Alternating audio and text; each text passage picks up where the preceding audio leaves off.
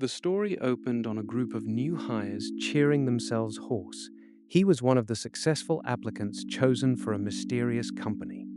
One eager new hire leapt for joy in front of the rows of other candidates, still convinced this was just another ordinary job interview. Daydream Co. Limited towered over him, whispered to be a magical pharmaceutical company capable of producing absolutely anything. He and a fellow new hire traded an uneasy glance, like the company's name rang some kind of alarm bell neither of them could place.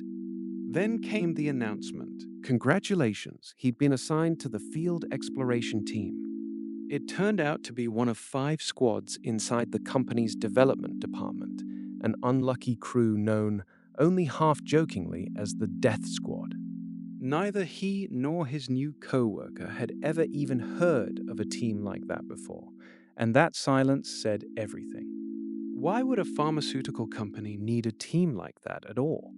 The ugly truth, it was a crazed department that filtered its full-time hires through a death survival challenge, starting right from orientation. Panic rippled through the room. Someone bolted for the exit, screaming that they had to get out before formal hiring even began.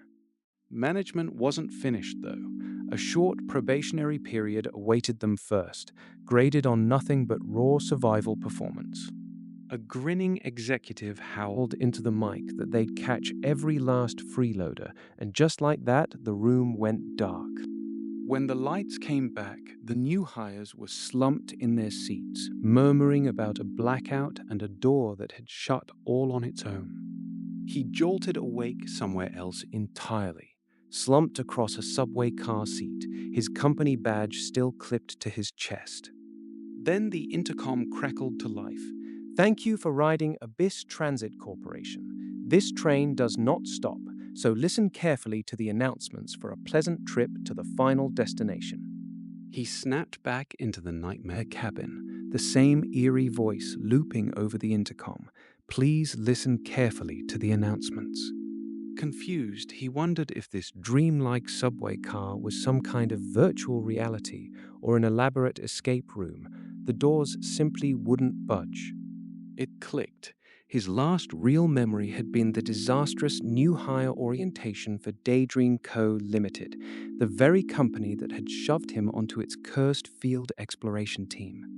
His own badge spelled out the grim truth: field exploration and death survival, while the overhead screen chimed that the next stop was called Sorrow Station. He realized he'd simply dozed off on an ordinary commute home and woken up trapped inside what could only be described as a ghost story. It dawned on him the company was using this haunted ride to quietly weed out whichever new hires couldn't survive it. The intercom repeated its warning. This stop was Sorrow, and passengers bound for it were told to step off through the opening screen doors. A countdown ticked over the doors, 30 seconds to disembark, and once they shut, there'd be no undoing the choice. Voices in the car argued over whether to get off at a station that looked completely normal.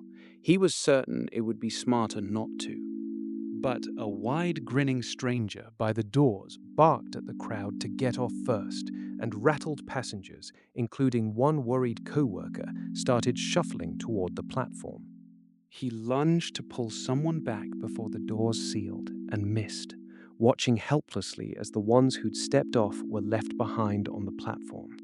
He told himself it had been their own choice to make of it what they would, but the ceiling above the platform had already begun to weep something cold and dark, and a chilling voice purred, "Isn't that right?"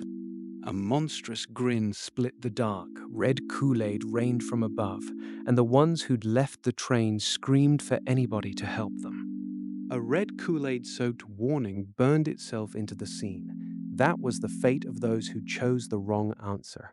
The new employee's probationary period had officially begun. The law behind it all came into focus. Daydream Co. Limited oversaw something called darkness, a catch-all term for ghost stories, and dispatched its employees straight into them on missions. New hires' trial ran exactly the same way. As the train rolled on from the horror at Sorrow Station, the announcer kept promising a pleasant trip while he sat frozen among the survivors. He told himself he actually had an edge on the other new hires. He'd read an entire wiki cataloging these very ghost stories from front to back. There was just one very critical problem. For all his knowledge, he was, in his own words, a total coward. He couldn't even stomach reading a scary story with the pictures turned on. Flashback, just hours earlier, in his ordinary life, he'd wandered into a fan pop-up store built around this exact horror universe and gotten talked into a prize roulette. Against every expectation, he spun the wheel and landed on the grand prize, a memorial grip talk phone charm modeled after the fictional universe's own in-story item. Store staff jokingly congratulated him as their newest named employee in the story's field exploration team, never knowing how literally it would come true.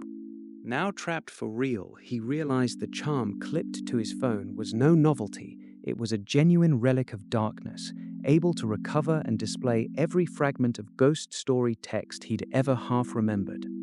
On the subway car, he ran the grim head count. Only 8 of them had survived the stop at Sorrow Station. The overhead display flickered to a new name for the next stop, Resentment Station. Digging through the Grip Talk's restored escape logs, he found records of past attempts gone horribly wrong, stations filled with eyeballs, stations that went pitch black, stations that flipped everything upside down with a 90% chance of blacking out before anyone escaped. A solo escape wouldn't cut it this time, he realized. He had to talk an entire car full of strangers into getting off together at exactly the right stop.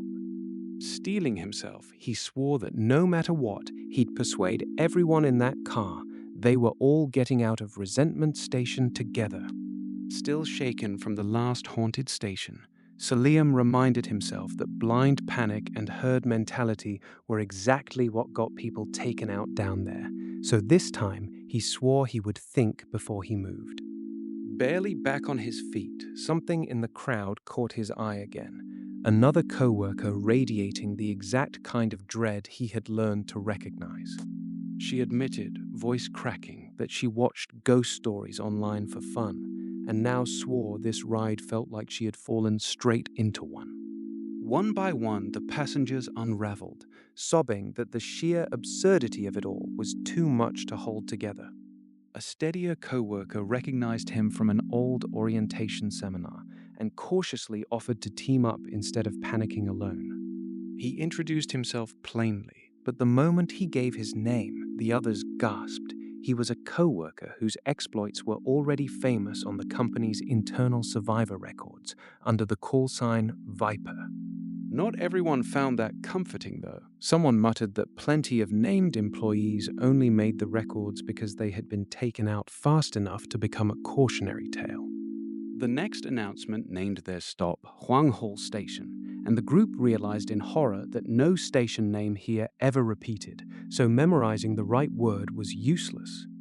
Digging into the corporation's own case archive instead, they found stops had always been grouped by shifting themes, colors, body parts, anniversaries, killers' names, a pattern worth studying, even as the exact words kept changing. The real lifeline, they realized, had been broadcast the whole time. Not luck, not gut feeling, just the train's own announcement, word for word.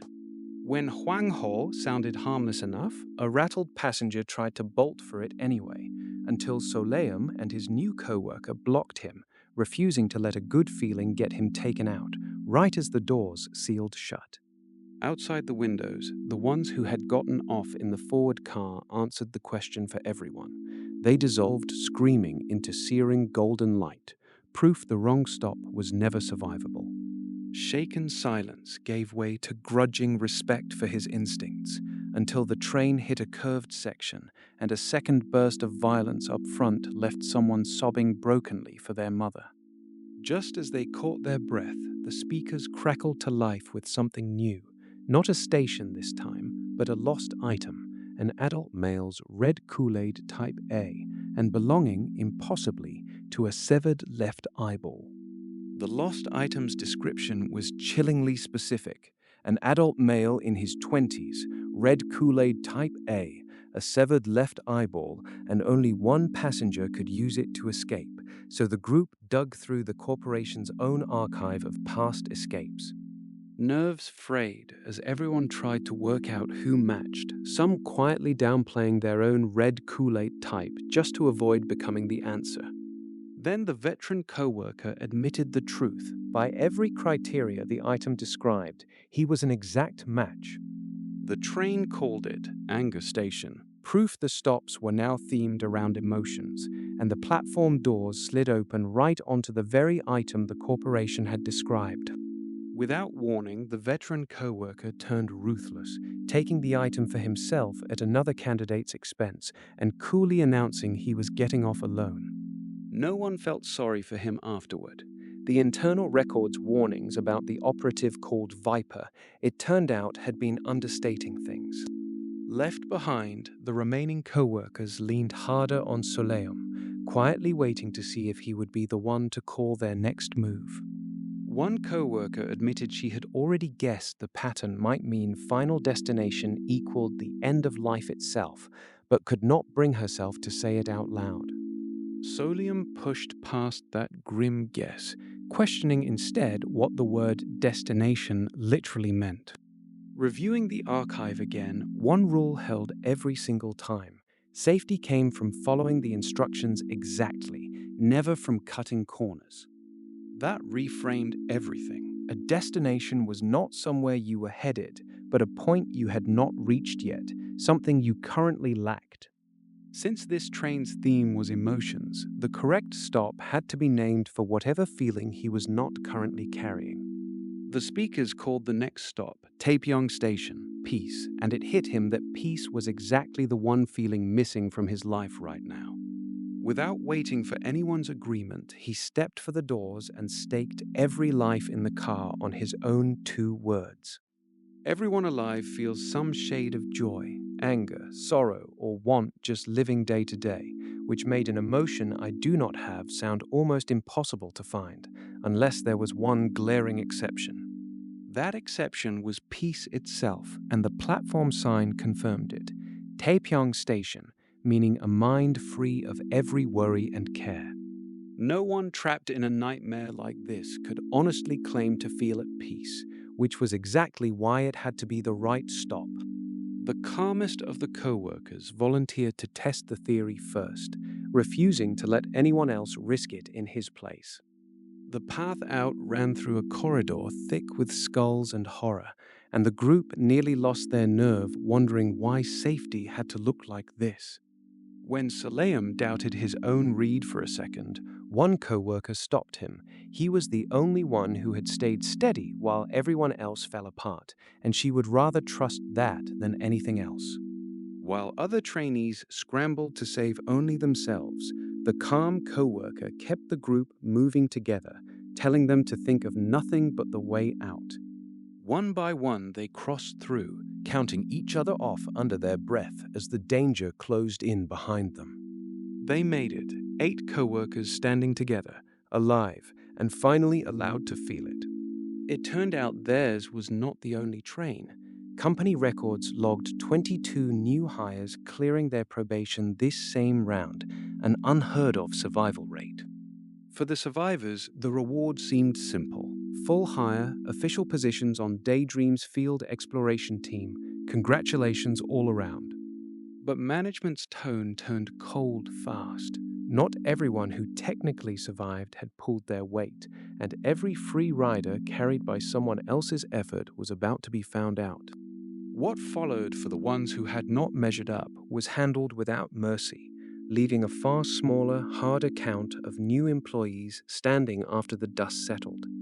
The calm co-worker got singled out as top performer and handed a special company reward, but the moment he looked inside the box, all the color drained from his face, while the ruthless one who had taken an eye to escape was quietly sent off to the hospital instead.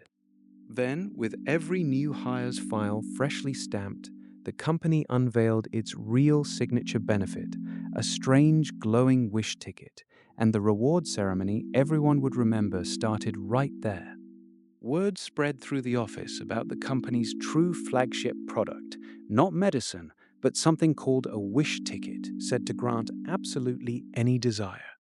The only way to earn one, they explained, was to rack up stellar performance in the deadliest department of all, the field exploration team.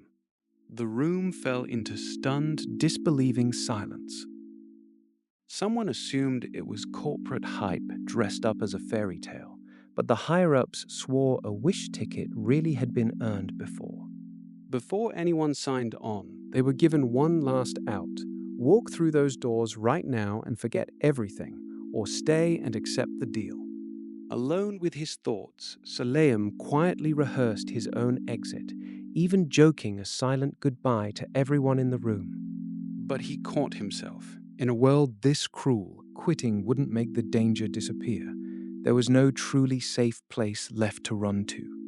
Every new recruit was handed a strange mask that warped the moment they touched it, twisting into a shape pulled straight from their own psyche. Bracing himself, Soleum watched his own mask flare to life and settle into a set of jagged, branch-like horns. His co-worker got hers moments later, a pale, mounting goat skull, which she found far more amusing than terrifying. With that, both of their probation periods officially closed, employment confirmed, and a new tool unlocked in his file, the Dark Exploration Record. Alone that night, he found himself wondering, bitterly, whether this place could ever really count as home. At the company housing office, his family's contact information came back completely blank. There was no address left to fall back on. Company housing, at least, looked clean and decent enough, built to keep exhausted new hires close by around the clock. That night, he got his room assignment and learned, with a chill, exactly who his new roommate would be. Moving in came with an immediate, uncomfortable silence between Soleum and his unsettling new roommate. The roommate broke the ice with a strange remark. It looked like the company had taken care of his eye, whatever that meant. Then the real reason for his interest came out. He'd found Soleum's brush with red Kool-Aid and a poked-out eye at the haunted station, the most entertaining thing he'd seen in ages. He casually floated the idea that they should just team up, hoping to catch another show like that firsthand. Soleum quickly learned his roommate's reputation preceded him. Co-workers avoided him entirely, treating him as a walking disaster. That night, wary of being watched while he slept, he decided his best move was a good bluff to keep his roommate from getting any ideas. Despite the dread, company housing came stocked with fresh furniture and a welcome gift of snacks and supplies, an oddly cozy touch. At his desk the next morning, he found a diary dated a full year off, one more sign that something about this company's timeline didn't add up. He also discovered the infamous smile sticker, a company item bluntly known around the office as a bribery tool that manipulated favorability itself. Its effect had apparently gotten so out of hand that the company simply destroyed the entire stock rather than risk it circulating. He couldn't decide if the strange notepad might actually help him survive, or if he'd just been dragged into another ghost story from day one. That night, worn down by the day's chaos, nightmares dragged him under all over again. The next morning, his co-worker noticed how rough he looked and gently asked if he'd slept badly. His transfer orders finally came through, Team D, and in the elevator, his roommate offhandedly wished him luck before splitting off for a different floor. Team D welcomed him with a smile and a warning. The department earned its nickname because, historically, every single new hire in it had died. Introductions went around Team D, first the assistant manager, then the senior co-worker, and finally Soleum himself. Someone tried to reassure the newest hires that quitting wasn't such a bad choice, what with so many other jobs in the world, followed immediately by the grim reminder that no matter what job you picked, there was always a chance you'd get pulled into a ghost story anyway. New hires were shown an official orientation video, Bright, cartoonish, and insistent that the company's real flagship product was something called Dream Dew, a cure-all supposedly harvested from urban legends. The video wrapped with cartoon mascots throwing a full parade for their wonderful field exploration team. Off camera, the truth was blunter. Dream Dew was distilled straight out of supernatural trauma, refined into potions that could bend reality itself. And the real buyers weren't ordinary people. The political elite and the upper class kept the whole operation running, dressed up in softened corporate language to hide what it really was.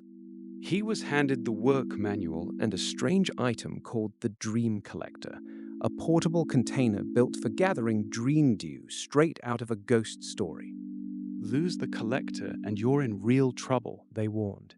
Each one is numbered and tracked, so make it a habit to always put your mask on before stepping in. His very first assignment came from an internet post, blunt as a dare. Play tag with a ghost for 3 days in an empty convenience store and walk away with 20 million won. It was only rated Twilight grade, technically survivable, his life not really on the line, but the team still sent him off with a nervous, half-hearted pep talk. Mask on, he stepped into the darkness alone, and the world dissolved into a flickering midnight convenience store. Usually, he'd been told, you'd just get chased by a murderer or a ghost, simple as that, except this time a face appeared right where no face should have been. Footsteps closed in through the dark aisles as something unseen hunted him from just out of sight. Then it caught him, got you, and in an instant, the entire ordeal reset right back to the beginning. He'd been dropped right back at square one, his manager pushing him to endure the nightmare 3 more days while he begged to just be taken out instead, with no guarantee 3 days would even be enough. Every time he got caught, he reset to square one, a loop with no end in sight, chipping away at his nerves faster than any countdown could. Ducking behind the convenience store counter, he froze as unblinking eyes glimmered in the dark nearby. The thing hunting him hadn't lost his trail. Boxed in and terrified, he forced himself to think it through.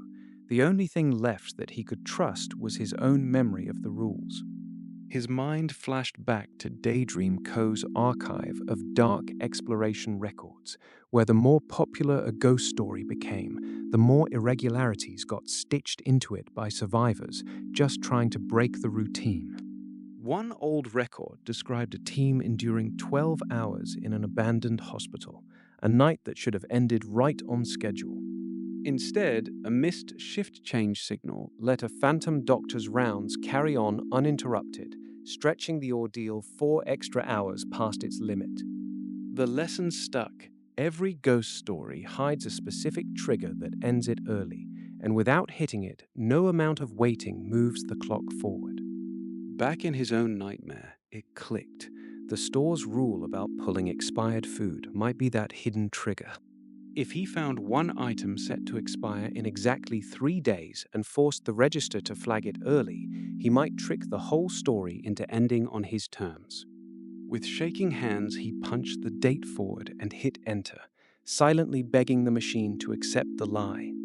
The instant the system took the bait, shadowy tendrils lashed out from every corner and a blur of red claws swiped straight for his throat. Don't look, just finish it, he told himself, forcing the registration through, and the system answered back, registration complete, disposal registered. He stumbled out into daylight, alive, and got the shock of his life. Clearing a ghost story actually paid out in cold, hard cash. While the office assumed he'd be gone the standard 3 days, the record told a different story. Minimum clear time, 3 days. His actual time, 1 hour and 24 minutes. About an hour earlier, his team had shoved their rookie alone into a ghost story, their own twisted version of an initiation rite. Rumor had it most rookies quit right after this ordeal, and one coworker grimly recalled a colleague who never made it out at all.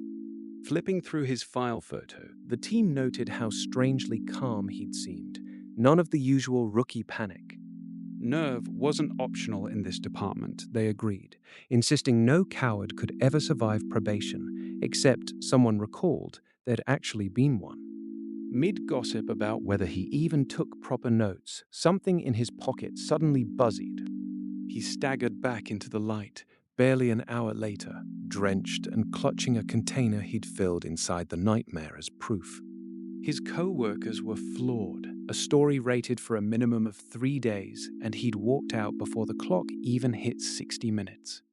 He shrugged it off. He'd simply forwarded the store's system clock, tripping the hidden trigger that told the ghost story its time had run out. Word spread fast. He was being called a field exploration prodigy, a record-setting rookie the department couldn't afford to lose. The bigger shock came next. The story paid out in cash too, and instead of the usual company cut, he was told to just keep the full payout. Curious, he browsed the company's internal rewards catalog, where points earned from clearing darkness could be spent, right up to a wish ticket priced at 500,000 points. Running the math, hitting that number would mean clearing B-rank horrors roughly 150 times over, a grind that would do him in long before it paid off. With his team leader conveniently out of the office, he found a post-it stuck to the empty desk, a password with zero regard for security. A few educated guesses later, he was logged into his leader's account, uncovering something buried deep in the internal system. Tucked inside was a shady vendor quietly marketing to Daydream's own staff, and a policy nobody had mentioned to him. Clear an S-rank story, and the company only keeps half, but a rookie's very first darkness gets seized entirely. His hadn't been.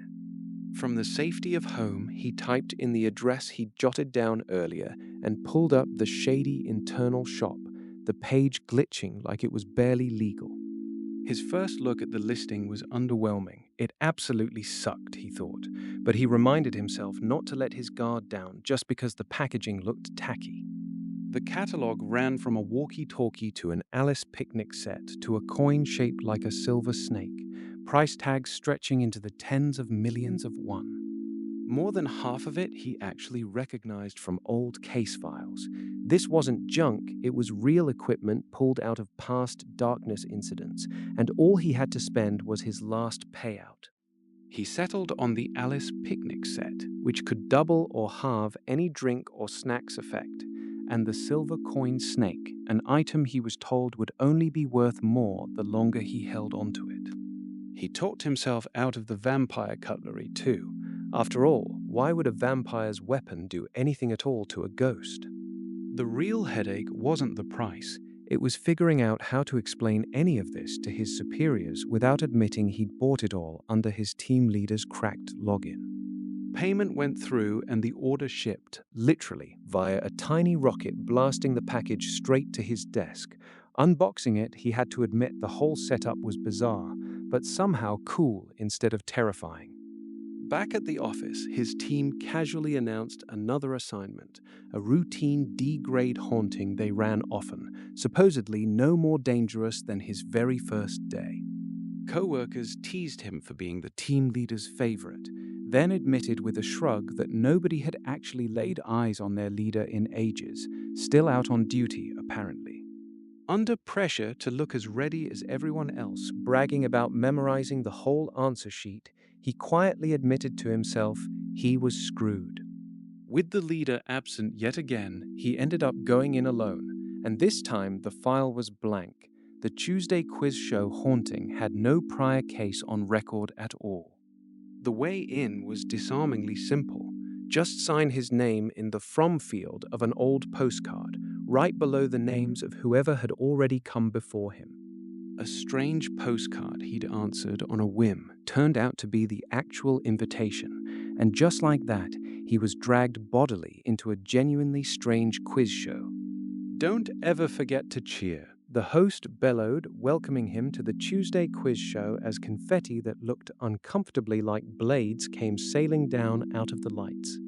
A pale hand reached out of the dark as a grinning TV-headed host announced this round's lucky applicants, and Soleum realized with dread that he was back in another deadly ghost story.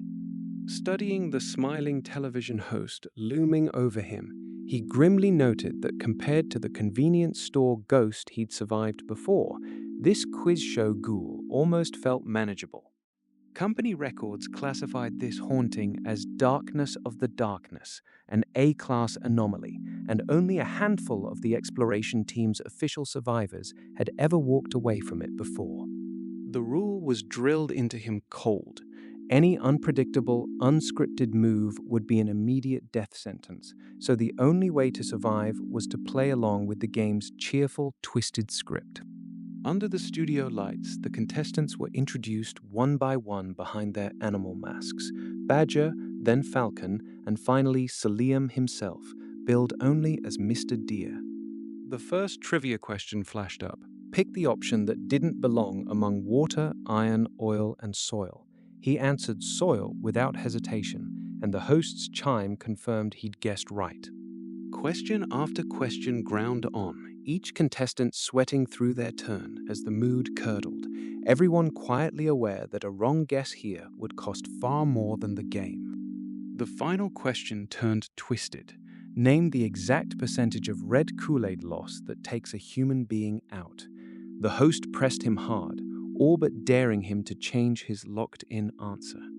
He refused to budge, and impossibly, every contestant's answer was ruled correct at once, the game's rules bending in a way that felt less like mercy and more like a trap being reset.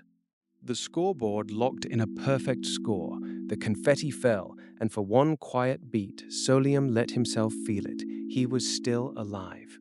He was crowned the round's MVP to a wall of applause, wanting nothing more than to slip off camera the second the recording light went dark. The broadcast wrapped for the week, the grinning host cheerfully promising an even more wonderful guest for next Tuesday's episode. But as the credits rolled, the picture glitched into distorted flashes of staff faces while a broadcast counter kept climbing toward a round nobody wanted to reach, an ominous countdown ticking straight toward the disaster episode.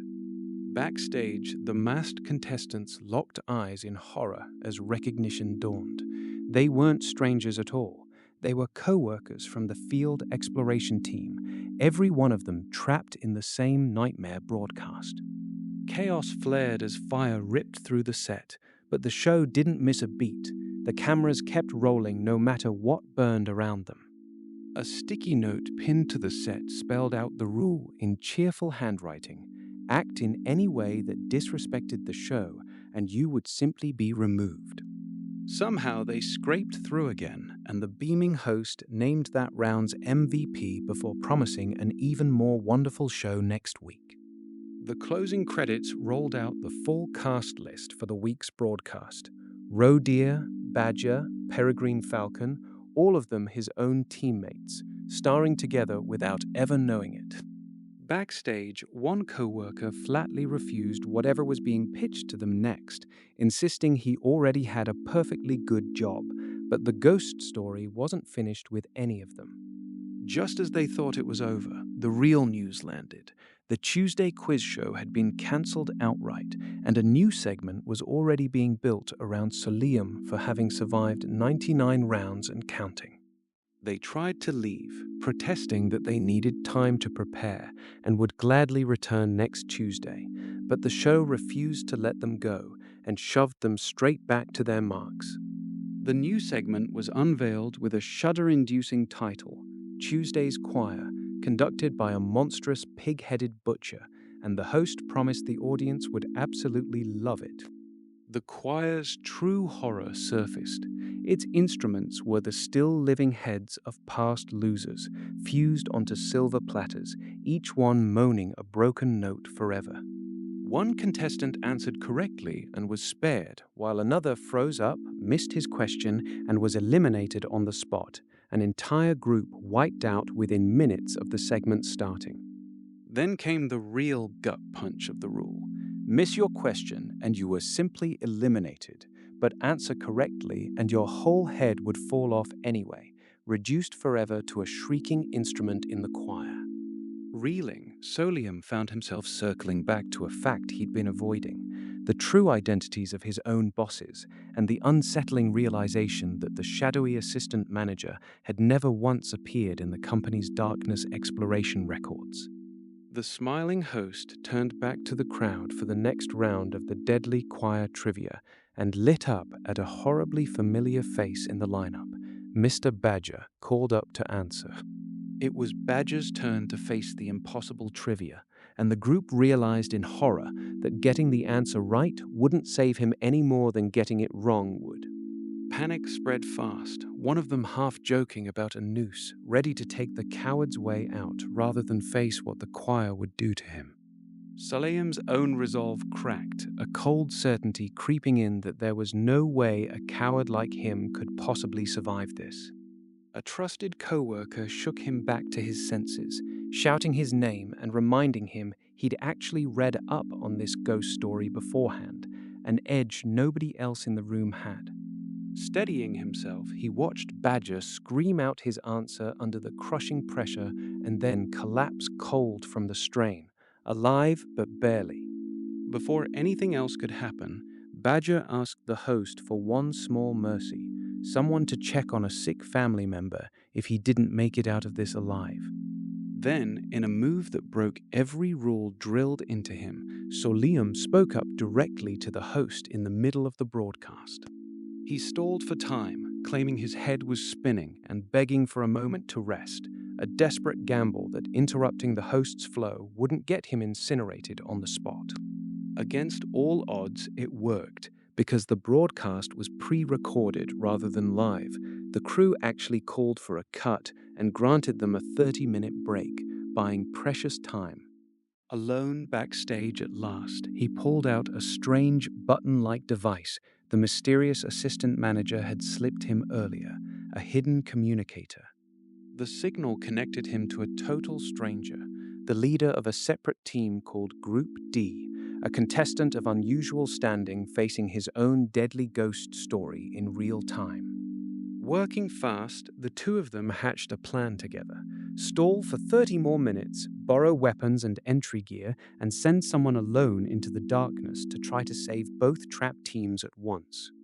Back on set, he played along one more time, sweetly thanking the host for its concern while a lingering trinket kept the monster oddly, dangerously charmed.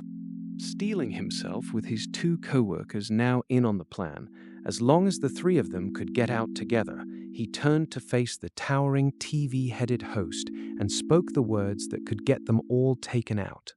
Soleum found himself hauled onto the set of a haunted live talk show, a grinning television-headed host looming just off camera. The host insisted it needed to fix its own mood before airing, bragging about how much passion and flash it poured into every broadcast. But the show had been gutted. No live audience, only piped-in applause and posters plastered over what used to be the host's private, real-time stage. A countdown ticked backward as everyone scrambled to their marks. The broadcast and the nightmare was starting over. On stage, the host grilled a trembling co-worker about the true shape of its masked chief, torching every wrong guess. Soleum finally cracked it. The mask was shaped like a lizard, and Lizard was the nickname of Employee D, a team leader once hailed as one of the company's few combat specialists who had vanished on the job. Realizing the real target wasn't the host, but the hidden machine running the whole show, its conductor, the team hurled everything they had at it, tearing it open in a burst of green light. Enraged, the host ranted that real show business wasn't about flashy guests. It was the joy of witnessing, the joy of connection, the thrill of knowing exactly what came next. Soleum snapped back that the host wasn't fit to run a show at all, and the whole set erupted into flame around them. Something had gone very wrong. The broadcast that should have been low rank had just been incinerated as a full A-rank threat, and the defeated host, eerily gracious, thanked him warmly and promised to invite him back. Back at the agency, the team stumbled out alive, collapsing into relieved hugs and disbelieving laughter. Then his collector glowed gold, confirming it. He had just cleared a full A-rank darkness on only his second day on the job. The day after his brutal first days on the job, the story cut to a different rookie, a new medic on Field Exploration Team R, quietly logging modest results. She'd cleared only 2 low-rank cases in 3 days. Decent for a rookie, though she wondered if the others who started with her felt just as unsure and thought about messaging Soleum directly. Meanwhile, the aftermath of the talk show nightmare hit the infirmary hard. The whole team was rushed in, bleeding from the eyes, ears, nose, and mouth. Groggy but grinning, they joked that just being alive felt incredible, passing around company recovery syrup like a badge of survival.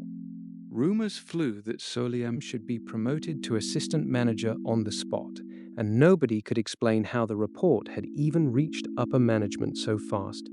Then the real team leader walked in, and Soleum alone saw a pale reptilian snout where a human face should have been. It was the same lizard from the broadcast, alive and well as the manager. Everyone else swore they were looking at a perfectly ordinary manager, so Soleum swallowed his shock and said nothing, chalking it up to lingering hallucinations from the show. It turned out the broadcast had been misfiled. The case was quietly worth A-rank liquid, not the low-rank payout everyone expected, and the team refused to let the shortfall slide. Management folded, a one-time A-rank bonus, 30,000 points ahead, and Soleum, credited with the biggest save, walked away with 10,000 more on top. His co-workers ribbed him about being an awkward local legend now, half joking that it was actually lucky no official A-rank clear record even existed to prove it happened. He checked his balance that night, over 40,000 points in one shot, a real dent toward a wish ticket, a currency some employees treated as seriously as their own lives. Well then, somehow everyone had come back alive. Back at the office, the joking never stopped. Colleagues openly gawked at their manager, cracking that he was quite the rare species of lizard. Weeks later, the team gathered for a normal night out, grilling meat, pouring drinks, and finally letting the new hire just sit and eat instead of tending the tongs. For once, he could actually laugh over dinner, a small, strange luxury after nearly getting burned alive on live television. A co-worker asked if he planned to blow his 40,000 points on a wish ticket. He had a different idea entirely: custom equipment. Daydream Co. built its whole business on throwing employees into horror to harvest potions, and the higher the danger rating of the ghost story, the more powerful the gear it could produce. That gear came from a special annex next door, where the company locked away its rarest cases, twilight-grade darknesses, somehow ranked even more dangerous than top-tier stories. Posing as a new hire training visit, Soleum and his team requested access to twilight-grade darkness number 99 and were led down a long, silent corridor into the vault. What waited inside was the Kind Seed Kit, a ghost story that treated ordinary objects like living plants, splicing 2 items' traits together into something new, grown entirely by moonlight. Following procedure, the team had to load 2 objects into the machine to fuse, and everyone started offering up their strangest belongings as raw material. The team leader lent a battered butter knife said to slice through space itself, while a co-worker jokingly offered up his lucky buttons, neither much use as a weapon. A warning blared that real plants were strictly forbidden, which stirred up an old, chilling incident that had quietly been redacted from the exploration records. Soleum added his own contribution, a mysterious silver coin he'd been carrying since a work trip, and quietly hoped nobody would ask too many questions about it. The machine scanned, hummed, and glowed a brilliant green. Fusion confirmed, custom equipment complete. After all that build-up, his brand new exclusive equipment turned out to be a butter knife that also spread butter. He offered everyone a slice. Down in the workshop, Soleum fed his seed kit 2 mismatched scraps, the lizard manager's old butter knife and a strange coin plucked off an alien shop shelf. The combination forged something new, a slim silver coin that answered to his hand like it had always been a part of him. He ran it through its paces, flipping switches, prying lids, scratching notes across paper, all without lifting a finger himself. For a few seconds at a stretch, he could even move it by will alone, and he figured that was the first real payoff for all the co-workers who'd covered for him lately. Back at the office the next morning, a notice on the board stopped him cold. 2 years in, and company-wide duty reassignments were due. His team took the news harder than most, since theirs was the department that got sent into hauntings with no manual to guide them. But better news followed. A company event had just tripled the point payout for scouting brand new darknesses. The team leader wasn't so sure it was good news. People died even in fully mapped hauntings, let alone one nobody had charted yet. Still, point sport leverage nobody in that office turned down, so the answer was easy. Let's go earn some. They geared up and rode the elevator toward the 17th floor, where development kept watch over every freshly opened darkness. Strangers on the floor already knew his face. The rookie from field exploration was starting to get treated like something of a celebrity. Still, a bad feeling settled over him on the way down. He suspected this one wouldn't be nearly as easy as the paperwork made it sound. He dropped the standard toll into the slot. The door hummed open, and the team stepped straight into the dark. Waiting on the research floor was the manager from Research Team 1. Silver-haired, easy smile, clearly delighted to finally meet the rookie everyone had been talking about. He teased Soleum without missing a beat, needling him about carrying himself like an assistant manager already. The pitch, once the joke stopped, his division studies methods, and this team is the one that dives in and gathers the raw material first. No manual, ever, until after they're done. Their newest teammate, calm-nerved enough to unsettle the veterans, was handed the exploration records like it was any other Tuesday. They geared up with Dream Do collectors and pulled every civilian escape record on file before heading out. The research manager couldn't resist a friendly wager on what grade the new darkness would come back as, and tried talking the rookie into betting too. Best guess, going by the volume of civilian escape reports, was a rough but survivable D grade, if those reports could even be trusted. The exploration record flagged its name before they'd even stepped through the door. The Clown Hates You. Inside was a hallway that stretched on forever, wall after wall of clown portraits, and every civilian who went missing here became a new one. Look closely, and it wasn't even clown makeup at all, just human faces twisted and forced into a grin that was never theirs. Protocol was simple and strange. Close your eyes a full 60 seconds before every move, so nothing in the frames noticed you shifting. Months on this job had worn the fear clean off most of them, and even the portraits seemed to find that a little insulting. Then one frame caught the teammate's eye, a painted stare that didn't sit still like paint should. It reacted. The frame shuddered, the whole hallway of grinning faces seemed to lean in at once, and the team broke into a dead sprint for the exit. Mid-sprint, Soleum called it "no more running blind." The custom coin wasn't just a weapon, it could be thrown and steered by will from anywhere in the room. No time for the long version, so he gave them the short one. Most of these portraits are just decoration, and only one in the whole hallway is the real threat. Strike a decoy by mistake, and its face crawls straight out of the frame to come find you. The plan: scatter on his signal, match the one description that mattered, and touch nothing else. Back at headquarters, the office pool had already turned against him, co-workers laying odds on whether the rookie would even survive the hour. One bettor didn't hedge at all, wagering flat out that this was the darkness that finally got him. On the ground, survivor testimony was no help at all. Every account described a different hallway, different portraits, nothing solid enough to plan around. With no way to know the real one for certain, the team's answer was brute force: rattle every frame, burn through the stamina, and take out whatever moved. Then, dead silence. The team burst back through the exit. Darkness cleared. The clock barely passed the half-hour mark. Word ripped through the office fast. The new hire had cleared a completely unmapped darkness in 26 minutes flat. His trick, the ad had promised a clown, but a Pierrot is something else entirely. Sad-faced and monochrome, nothing like the colorful thing they'd feared. So they searched for the one portrait painted without a trace of color, kept 3 careful meters back, and disarmed it with a single remote touch. It vanished without a fight.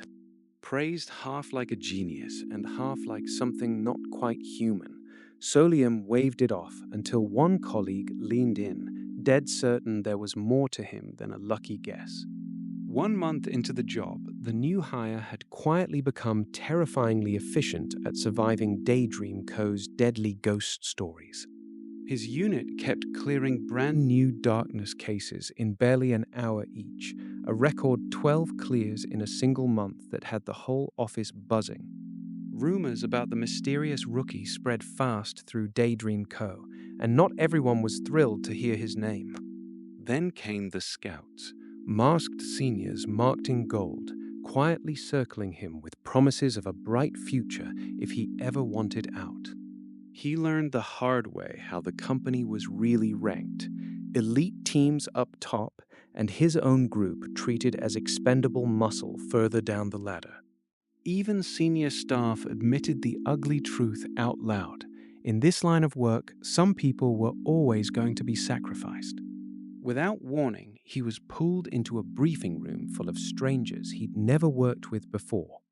The roster made it official. He was the sole rookie attached to a team led by a manager and assistant manager who barely knew him. He was shown a whole second class of staff, masked workers with no gold marks, quietly called Group Y, and told to tread carefully around them. One offhand question chilled the room. Could this darkness bring a dead person back to life? He thought he could already guess why it was being asked. Everyone was told to take their seats. It was finally time to explain a darkness almost nobody wanted to talk about. The case files told their own grim story. Entry after entry marked all dead, except for one lone file where a lucky few had somehow made it out. Whatever this new threat was, it needed a minimum of 10 people just to be allowed through the door. Then the real announcement dropped, a briefing for a darkness so massive it demanded large-scale personnel participation, and he was already sitting in the room. A whole university club vanished during a retreat at a guest house, tentatively logged as the Cheerful Theme Park case. 12 members gone without a trace. After 17 hours, only a few stragglers stumbled back out, and the numbers behind them were brutal. 4 survivors, 1 still missing, 7 confirmed dead. The research team could barely explain how anyone had escaped a case that terrible in the first place. This time, teams would be split by whatever color piece each person pulled from a gacha capsule, no say in the matter. He drew red, and out of every color in the box, his was the one that made his own teammates go quiet. Worse, his red squad was short a member, only 3 names down when every other team had 4. With a strict headcount required just to open the door, the group had to scramble for one more warm body before they could even enter the darkness. The doorway dropped them straight into a twisted, cheerful skyline, a Ferris wheel, drifting red balloons, and a theme park that felt wrong from the very first step. Overseeing the whole nightmare was researcher Guak Jegang, a company scientist notorious for engineering deadly combinations of people just to harvest unique data. The cute mascots turned menacing fast, a grinning stuffed rabbit, balloons on strings, and a countdown ticking towards something none of them wanted to see. Someone's scream cut through the theme, park music. "This is wrong, this is so wrong," right before the real horror started. The true danger wasn't the mascots at all. It was a colleague behind a butterfly mask, coldly promising to take someone out first before doing anything else. The math behind the mission finally came out in the open. a B-grade darkness with a civilian survival rate of just 2%.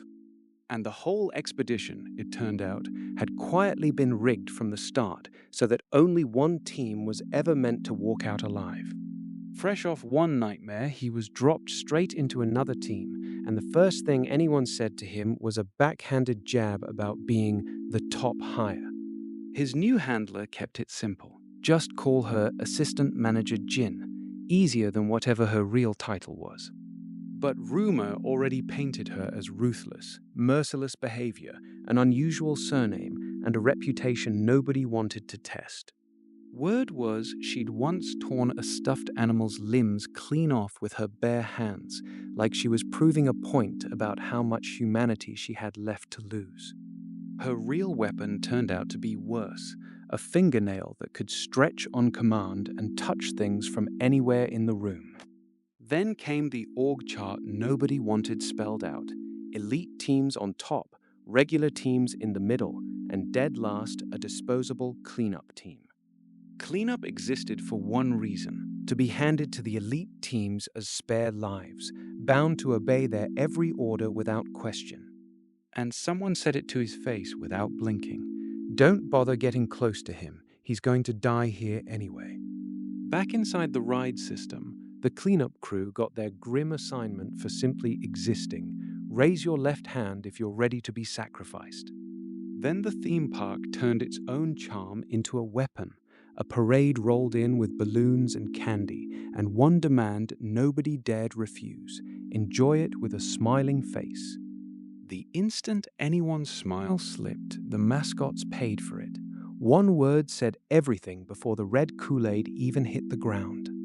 The parade rolled on regardless, forcing costumed performers to keep smiling and waving, even as they were torn apart high above the crowd. Then the gates ahead swung open on the attraction's true centerpiece, and the sign above it welcomed them somewhere far worse than any theme park. The team's last posting had been a cheerful theme park parade, right up until its beaming rabbit ringmaster turned the whole crowd into stage dressing soaked in red Kool-Aid. The only rule that Ghost Story ever gave them: keep smiling, scream or cry, and it was game over. The mascot's grin split wide and dripping, and more than one coworker hadn't managed to keep a straight face.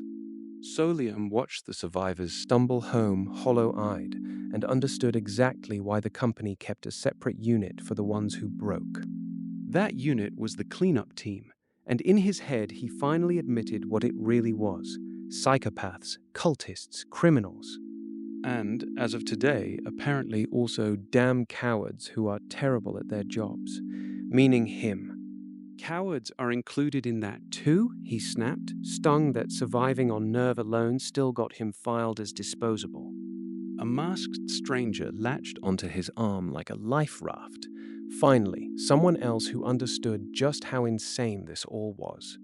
Their next posting: the Cheerful Gaiety Theme Park, a fantasy fun park ghost story run strictly like a board game. The park's one hard law: whatever team stuck together to clear it last time had to stay exactly the same, or the darkness would never let go. Pieces were drawn and colors matched. I'd like the four of us to stick together, the manager said, locking in her squad: herself, Soleum, the coward, and the researcher. When a colder voice suggested cutting the weak links loose, the manager didn't hesitate. Absolutely not. Absolutely not. She admitted, half impressed, she'd heard he was a rookie, so why did he keep guessing right like an expert? A month alone in the dark with no manual, he said, tended to teach a person fast. The board game's fine print laid out their prize: ride 3 fantasy attractions faster than any team before them, while the park's grinning rabbit staff enforced every rule to the letter. As they turned toward the park's next big draw, the manager suddenly froze mid-step, her voice falling to a whisper. Don't go. The manager's whispered warning still hung in the air as the team stared up at the ride. Fantasy train? We're riding this? Soleum muttered, sizing up the attraction that had them all on edge. The attraction's file was blunt. It had claimed countless lives. but that also meant it ran often enough for someone to have mapped its tricks. Dark rides weren't like roller coasters or carousels. They wrapped riders in a story, and that story doubled as the theme park's real threat. Rather than stall, the team decided to go in immediately and pull whatever edge they could from the ride itself. Tickets bought, the coward tried to talk himself calm. Don't worry, it probably won't be that scary. The car looped the same cheerful line over and over. Enjoy a wonderful train ride, with not a living soul in sight, except for one. A grinning rabbit conductor stepped out of the dark. Is that an employee of this attraction? It seems so. Soleum tested it with one careful request and found a clue etched on its back. This ride had an emergency stop switch somewhere on board. The manager tracked it down fast. Just as I thought, the control panel. Everyone, hold on tight, she warned. Then, at their blank stares, clarified. I mean the seat handles. The fantasy train lurched into motion, and without a word, the manager yanked the speed lever straight to maximum. What the hell did you do, you lunatic? Her answer was cold logic. Dark rides told their story slow, so if the train moved insanely fast, it would outrun every trick meant to take them out. As the ride's narration unspooled an old fable, a flower, a dragon, and a red rabbit who once shared one perfect land, until they grew too different to bear each other, and the rabbit declared, "This is my land." Soleum chose not to watch and just braced for whatever came. The fable could only end one way. The red rabbit won, and as the tunnel split open onto whatever waited past that ending, Soleum went pale. I've never seen this before.